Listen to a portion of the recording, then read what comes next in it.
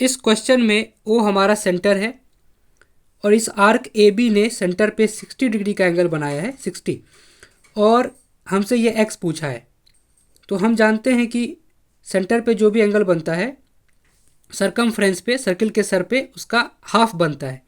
तो ये जो आर्क ए बी है इसने सेंटर पे 60 डिग्री का एंगल बनाया है 60, और इसी आर्क ए बी ने एक और एंगल बनाया है सी पे, है ना, इसी आर्क ए बी ने बनाया है सी पे एंगल।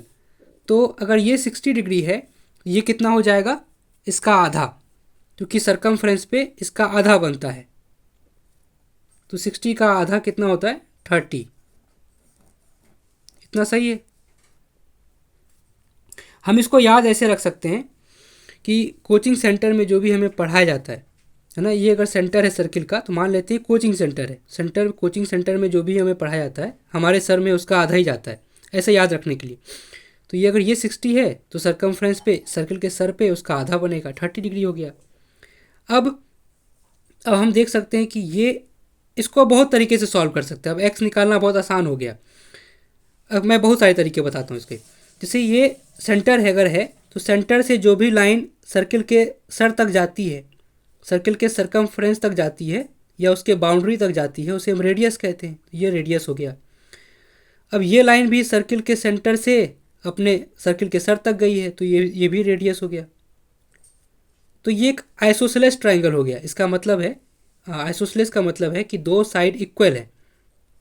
यह ऐसा ट्राइंगल हो गया जिसके दो साइड इक्वल हैं। अब दुनिया में ऐसा जो भी ट्राइंगल होगा ना, जिसके दोनों साइड आपस में बराबर होंगे, उनके अपोजिट एंगल भी बराबर होंगे। हम ऐसा कोई भी ट्राइंगल नहीं बना सकते जिसके दोनों साइड इक्वल हो और अपोजिट एंगल इक्वल ना हो। ऐसा ट्राइंगल नहीं पॉसिबल है। जैसे जब भी हम एक लाइन खींचे ऐसे, और इस पर हम अगर कोई भी एंगल 60 डिग्री का एंगल अगर हम बनाएं, ऐसे 60 डिग्री का एंगल बनता है ना, इधर से भी 60 डिग्री का एंगल बनाए, ऐसे बनेगा। इन दोनों को अगर हम मिलाएंगे ना ऐसे करके, इन दोनों को अगर मिलाएंगे ऐसे करके, तो ये अगर स्केल से ये लाइन और ये लाइन मेज़र करेंगे तो दोनों बराबर होगा हमेशा ही, क्योंकि ये दोनों एंगल बराबर है ना। अगर ये 5 सेंटीमीटर है तो ये भी 5 सेंटीमीटर होगा, और ये दोनों एंगल तो बराबर है 60-60, है ना। ये कितना भी हो सकता है, उससे मतलब नहीं। तो इसका ये मतलब हुआ, अगर इस रेडियस के अपोजिट में 30 डिग्री है तो इस रेडियस के अपोजिट में भी 30 डिग्री होगा। एक तो ये तरीका हो गया सॉल्व करने का। जैसे कुछ लोग कहते हैं ना कि इसको ऐसे क्यों किया, दूसरे तरीके से करो, तो वो कमेंट में तरीके लिखने लगते हैं। तो मैं सारे तरीके बताता हूँ, ठीक है। ये तो आंसर हमारा हो गया 30 डिग्री। अब हम जानते हैं, हम भूल जाते हैं इसको कि हमने सॉल्व किया इसको। अब एक और दूसरा तरीका है, ये एक एक्सटीरियर एंगल है। अब ये ऐसा ट्रायंगल है, जैसे ये ऐसा ट्रायंगल है जिसमें एक एंगल 30 है, एक एंगल x है, और दूसरा जो बाहर वाला एंगल है वो 60 है। तो हम जानते हैं कि जो एक्सटीरियर एंगल होता है वो अपने से दूर वाले, अंदर में जो भी दूर में जो एंगल है वो दोनों के सम के बराबर होता है। नहीं समझ में आ रहा? जैसे मान लेते हैं कि ये एंगल 60 डिग्री है, ये भी एंगल 60 डिग्री है, तो ये जो एंगल हमसे पूछा जाएगा तो ये 60 + 60 120 होगा ऐसे।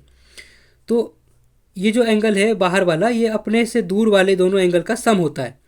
तो अगर ये 60 डिग्री है, ये 30 है और ये x है, ये निकालना है, तो ये जो एंगल बाहर वाला है इन दोनों के सम के बराबर होना चाहिए। इसका मतलब ये 30 + x होना चाहिए।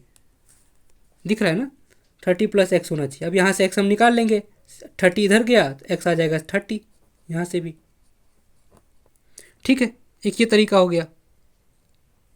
अब तीसरा तरीका, क्योंकि ये स्ट्रेट लाइन है, जो CBBC जो लाइन है वो स्ट्रेट लाइन है, तो स्ट्रेट लाइन का जो टोटल एंगल होता है वो 180 डिग्री होता है, 180। तो उसमें से 60 ये खा गया, 60 ये खा गया, तो इसको कितना मिलेगा, 120। 120 में अगर 60 ऐड कर देंगे तो 180 डिग्री हो जाएगा। ये पूरा होना चाहिए 180। अब किसी भी ट्राइंगल में तीनों एंगल 180 डिग्री होते हैं, तो उसमें से 30 ये खा गया, 120 ये खा गया, इसको कितना मिलेगा, 120 + 30 150, बचाओ 30 डिग्री। यहाँ से भी आ गया, है ना। और भी कोई तरीका हो सकता है, तो और कोई तरीका हो सकता है क्या? इतने काफ़ी है ना, 3 तरीके।